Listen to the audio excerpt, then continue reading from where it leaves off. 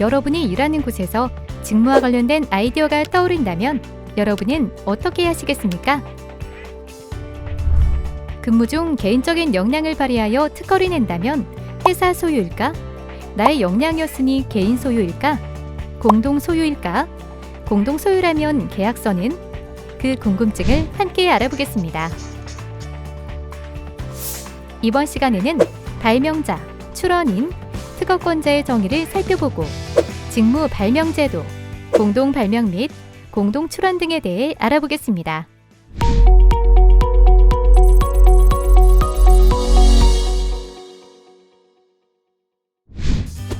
발명자, 출원인, 특허권자는 각각 어떻게 다를까요?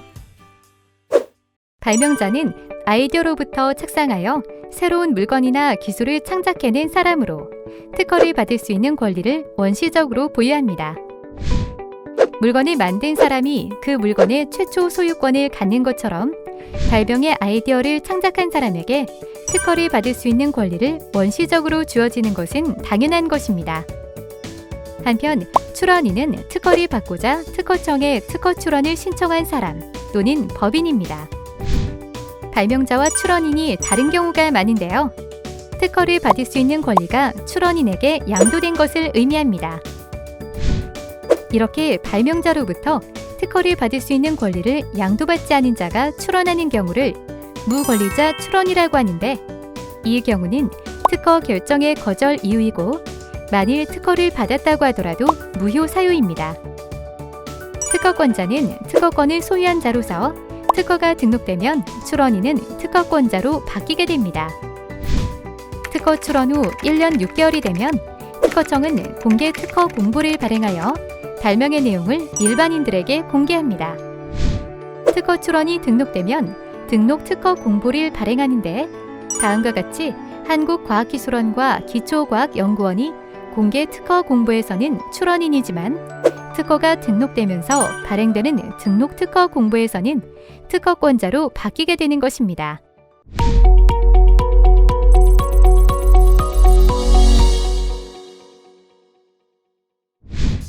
이제 본격적인 직무 발명의 궁금증을 풀어볼까요?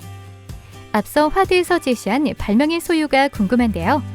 만약 어떤 회사의 종업원이 해당 회사의 직무와 관련된 일을 하다가 개인의 역량으로 발명을 하게 된다면 그 발명의 권리는 누구의 것일까요? 회사는 종업원, 즉 연구자에게 월급, 연구비, 연구 장비 및 시설을 제공하였고 그에 따른 결과물이 발명이라고 본다면 해당 발명과 관련된 권리는 회사에 귀속시키는 게 타당하겠죠.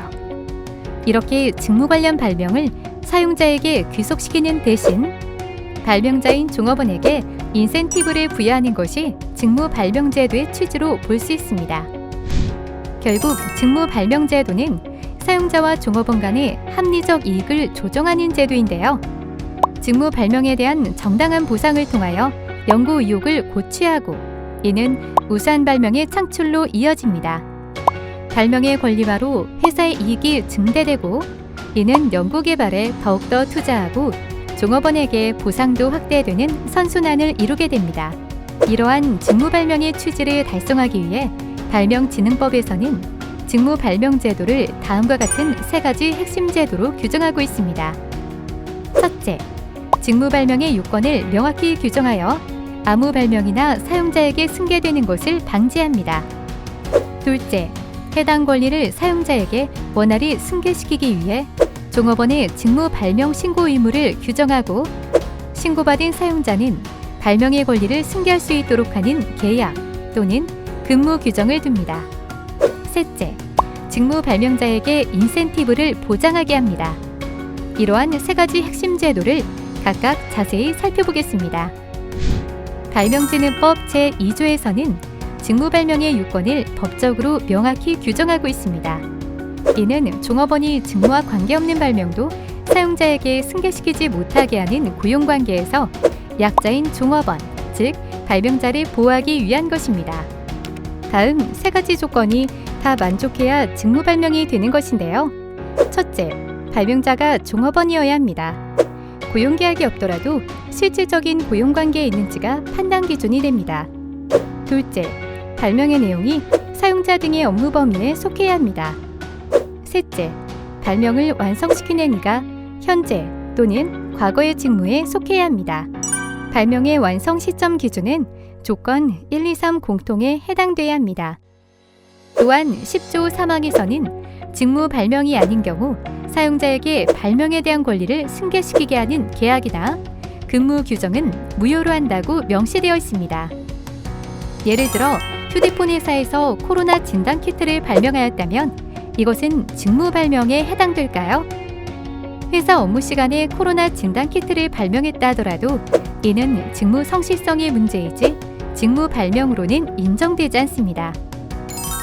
두 번째 제도는 발명 신고 의무 및 사전 예약 승계 규정입니다.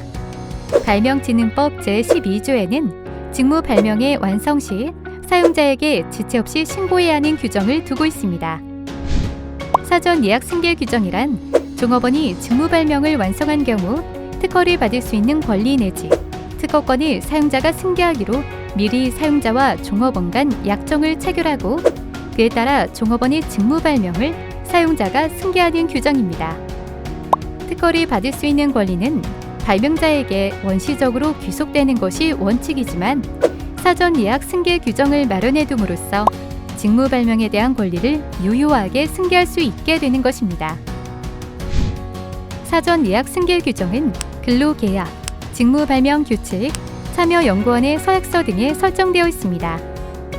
즉, IBS에 채용된 직원이라면 고용계약서 제13조와 직무 발명 규칙 제5조의 예약 승계 규정에 명시된 내용에 따라야 합니다.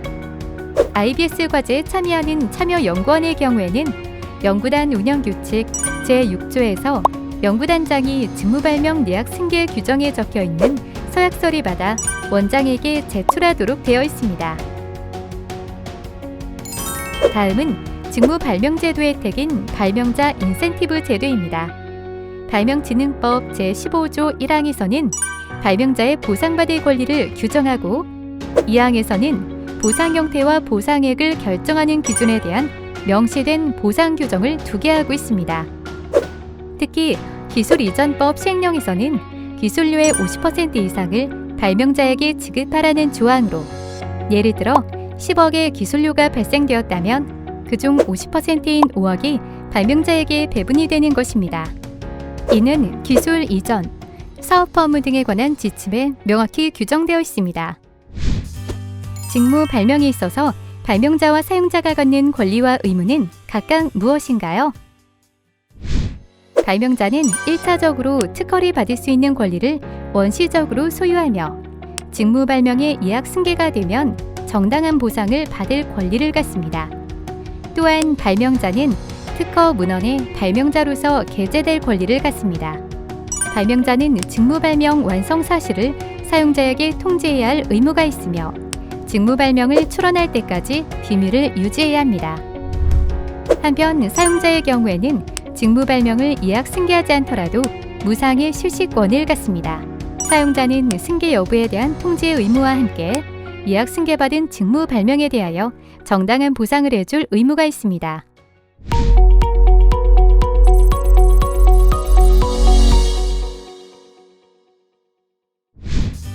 만약 여러 사람이 함께 발명에 참여했다면 모두 발명자가 될까요? 발명은 보통 여러 명이 협력하여 이루어지게 되죠. 이 경우 공동 발명자 전원이 특허를 받을 수 있는 권리를 공유합니다. 권리를 공동으로 소유하는 것이며 발명 완성의 기여도만큼 공유합니다. 만일 공동 발명자가 타 기관 소속이라면 그 기여도만큼 타 기관이 권리를 소유하게 됩니다. 공동 발명자에 해당하는지 여부가 쟁점이 될 경우가 많은데요. 공동 발명자의 판단 기준은 발명의 완성을 위해 실질적으로 상호 협력하는 관계에 있어야 합니다. 기술적 사상의 창작 행위에 실질적으로 기여한 경우, 즉 발명의 기술적 과제를 해결하기 위한 구체적인 착상을 새롭게 제시, 부가, 보완하거나 실험 등을 통하여 새로운 착상을 구체화한 경우, 발명의 목적 및 효과를 달성하기 위한 구체적인 수단과 방법을 제공한 경우, 구체적인 조언, 지도를 통하여 발명을 가능하게 한 경우는 공동 발명자로 인정됩니다. 반면에 발명의 완성을 후원, 위탁한 정도로서 연구자를 일반적으로 관리하였거나 연구자의 지시로 데이터의 정리와 실험만을 하였거나 자금, 설비 등을 제공하는 경우는 공동 발명자로 인정되지 않습니다. 연구 결과물을 논문으로 발표할 때의 공저자와 특허 출원할 때의 공동 발명자는 어떤 차이가 있나요? 논문처럼 저작물의 경우 그 표현의 창작 행위에 기여한 점이 중요합니다. 논문의 경우 포스트 오서와 교신 저자가 중요하지만 특허의 경우 발명자의 권리는 직무 발명 신고 시에 발명의 기여도에 따라 인센티브를 배분하기 때문에 발명 신고 시의 발명의 기여도가 중요한데요. 출원의 지분은 있으나 출원서에는 발명의 기여도를 적는 부분이 없기 때문에 같은 지분이더라도 첫 발명자로 기입되면 특허 공부에서 대표 발명자로 인식되는 효과가 있습니다. 여기서 잠깐! 본 논문은 앞서 출원한 발명이 논문으로 나온 것인데 발명자와 오서가 다르죠? 이 논문의 저작권자는 누구일까요? 사이언스 논문의 저작권 양도의 양식입니다. 논문이 게재 승인되면 출판사에서 저작권 양도를 요청하는 문서를 보내게 됩니다. 보통 교신 저자가 대표로 서명해서 보내게 됩니다. 연구자 입장에서 제일 기분이 좋은 순간이겠죠. 사례로 최근에 IBS RNA 연구단에서 코로나 바이러스 관련하여 좋은 논문을 냈는데 워낙 중요한 이슈라서 프리프루프 형태로 저널 홈페이지 첫 페이지에 게재했습니다. 보시면 저작권의 귀속을 현재 저자들에게 추정하여 표기하였습니다. 이후 정식으로 발간된 논문을 보면 저작권이 엘세비어로 양도된 것을 알 수 있습니다. 조금 더 자세히 알아볼까요? 특허에서 출원인에 해당하는 것이 논문의 경우에는 소속기관입니다. 캠퍼스 연구단과 외부 연구단의 경우 소속기관 표기를 어떻게 해야 할까요? 연구단 운영 지원에 관한 협약서에 규정되어 있는데 연구단 연구사업의 결과로 얻어진 논문의 경우 저자의 소속기관을 IBS로 먼저 표기하고 유치기관을 병행하여 표기하도록 규정되어 있답니다. 이 규칙은 잘 준수되는데요. 그러지 않은 논문은 연구단의 실적으로 인정되지 않기 때문입니다. 국가 R&D의 과제 결과물의 성과 관리에 있어서 소속기관과 IBS 연구과제의 사사 표기는 매우 중요합니다.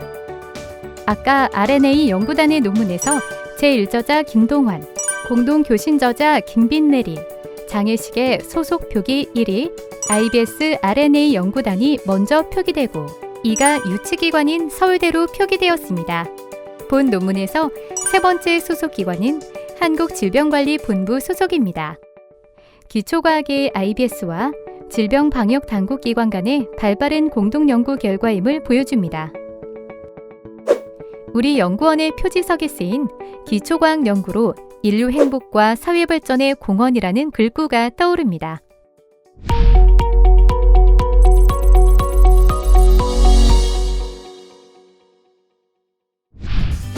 직무 발명에 관련하여 실제 다양하게 일어나는 경우에 어떻게 대응할까요? IBS 연구원이 IBS 외 출원인으로 출원하여, 즉 IBS가 출원인이 아닌 경우에 문제의 소지가 될 수 있는데요. 직무 발명이 아니라면 문제가 없으나 직무 발명인 경우 업무상 배임의 소지가 있습니다. 타기관 연구원과 공동 발명이 이루어진 경우 당연히 발명의 기여도에 기하여 지분을 공유하게 됩니다. 그러나 공동연구 시작 전에 공동연구 협약서를 맺어서 분쟁 및 처벌의 소지를 차단해둬야 합니다. 즉, 공동연구 협약서를 통하여 연구 성과물에 대한 소유관계를 규정하고 특허 출원 전에 공동 출원 계약을 맺어야 합니다. 논문과 특허 출원의 소속기관이 달라지는 경우에 특히 조심해야 합니다. 논문은 공동으로 발표했는데 특허 출원인 한 기관에서 출원하게 되는 경우에는 연구 노트 또는 논문 등의 사사에서 그 역할을 명확히 하여 사후의 분쟁 또는 처벌의 소지를 차단해둘 필요가 있습니다. 마지막으로 퇴사 후에 발명 신고를 하는 경우가 있는데요. 발명의 완성 시점이 퇴사 전이면 그 소속기관의 직무 발명이 됩니다. 직무 발명의 귀속에 대하여 애매하다면 IBS 특허 부서와 협의 후 출원하는 것이 바람직합니다. 논문 발표와 특허 출원 중 어느 것을 먼저 해야 할까요? 연구 결과가 논문에 발표되게 되면 그 발명은 공지된 발명이 되어 신규성과 진보성을 상실하게 됩니다. 즉, 비록 본인이 발표하더라도 공개되기 전에 출원하여야 합니다. 연구단 내 세미나 또는 그림에서처럼 IBS 워크샵에서의 발표도 비밀 유지 의무가 없는 제3자가 들었다면 공개된 것으로 간주됩니다. 특히 아카이브, 바이오 아카이브, 캠카이브에 공개되는 것도 특허법상 공개된 것으로 간주됩니다. 만일 논문 게재 승인이 되었는데 특허 출원이 필요하다고 생각이 되었다면 바로 IBS 특허 부서에 연락해야 합니다. 이 경우 임시 출원 또는 가출원 제도를 활용할 수 있습니다. 자기 발표로 공개된 경우 1년 안에 출원하는 경우 공지 예외를 인정해주는 제도가 있으나 이는 한국과 미국, 일본 정도입니다. 유치기관과 공동 출원을 할 때 관리나 비용 지출은 어떻게 이루어지나요? IBS와 유치기관과 지식재산권의 지분, 출원 관리 및 비용 지불에 대하여는 연구단 운영지원 협약서에서 정해집니다. 다음 표에서 볼 수 있듯이 본원 연구단 및 캠퍼스 연구단의 발명의 경우 IBS 특허 부서에서 담당하고 다만 캠퍼스 연구단의 경우 출원인의 지분을 50대 50으로 공동 소유합니다. 반면에 외부 연구단의 경우는 유치기관의 산학협력단에서 특허 관리권과 지분의 60%를 소유합니다. 특허 비용도 유치기관에서 지불하는데 유치기관 지원금의 계정에서 사용하도록 협약이 맺어져 있습니다. 여기서 잠깐! 외부 연구단인 경우에는 특허 관리가 유치기관 산학협력단에서 관리하므로 IBS 직무 발명인지 모르고 단독으로 출원할 수 있습니다. 이런 경우에는 직무 발명 신고를 게을리한 것으로 간주되므로 반드시 신고를 해야 합니다. 자, 다음은 외부 발명자와 공동 발명의 경우 지분 등이 어떻게 되는지 사례를 통하여 살펴보겠습니다. 먼저 발명자의 발명의 기여도가 IBS 포스텍 캠퍼스 연구단의 A와 B가 각각 20%, 30%, 그리고 포항공대 소속이나 외부 발명자 C의 발명의 기여도가 25%, 개인 발명자 D가 발명의 기여도가 25%라고 했을 때 권리 지분은 IBS 포스텍 캠퍼스 연구단의 A와 B의 기여도 합 20% 더하기 30%는 50%인데 이 중에 절반만 소유하게 되어 25%의 권리 지분을 갖게 됩니다. 포항공대 소속이나 외부 발명자의 경우는 A와 B의 기여도의 합 50%의 절반인 25% 더하기 연구자 C의 지분 25% 합하여 총 50%의 지분을 소유하게 됩니다. 개인 발명자는 25%의 지분을 갖게 됩니다. 비용의 경우는 IBS 포스텍 캠퍼스 연구단의 A와 B의 기여도 합 20% 더하기 30%는 50%의 비용을 지불해야 하고요. 포항공대는 외부 발명자 C의 기여도인 25%만큼만 비용을 지불하고 개인 발명자는 25%의 비용을 지불해야 합니다. 공동 연구 시 주의해야 할 사항을 몇 가지 살펴보겠습니다. IBS 연구원이 타 기관과 공동 연구를 하게 된다면 공동 연구 시작하기 전에 공동 연구 계약을 맺어야 합니다. 즉, NDA, MTA는 공동 연구 계약과는 다르므로 공동 연구 계약 체결 전에 맺는 NDA, MTA 외에 별도의 공동 연구 계약이나 위탁 연구 계약을 체결할 필요가 있으며 비밀 유지 계약, 물질 제공 계약, 위탁 연구 계약 등을 체결하고 연구 결과 성과물에 대한 귀속 관계를 명확히 정해야 합니다. 만일 공동 발명자가 누락되거나 실제 기여하지 않은 발명자 포함하게 되면 이는 특히 거절 사유이고 등록되더라도 무효 사유이므로 주의해야 합니다. 특히 미국 특허의 경우 권리 행사 불가의 이유로 쓸모없는 발명이 되는 경우가 많습니다. 공동 출원은 권리와 의무를 공동으로 향유하는 것입니다. 따라서 출원인으로서 권리만 주장하지 않도록 해야 합니다. 마지막으로 직무 발명 신고 방법을 살펴보겠습니다. 발명을 완성하게 되면 발명의 신고 의무를 갖게 되는데요. 연구단장의 승인을 받아 특허 관리 시스템을 통하여 IBS 직무 발명 담당 부서장에게 신고합니다. 캠퍼스 연구단과 외부 연구단의 발명인 경우 IBS와 유치기관의 산학협력단에 발명 신고를 동시에 해야 합니다. 특히 외부 연구단의 경우 IBS 발명 신고가 누락되는 경우가 많은데요. 이는 유치기관의 산학협력단에서 IBS 직무 발명인지 모르고 단독 출원인으로 출원하기 때문입니다. 지금까지 직무 발명에 대해 알아보았습니다. 학습을 마치겠습니다. 수고하셨습니다.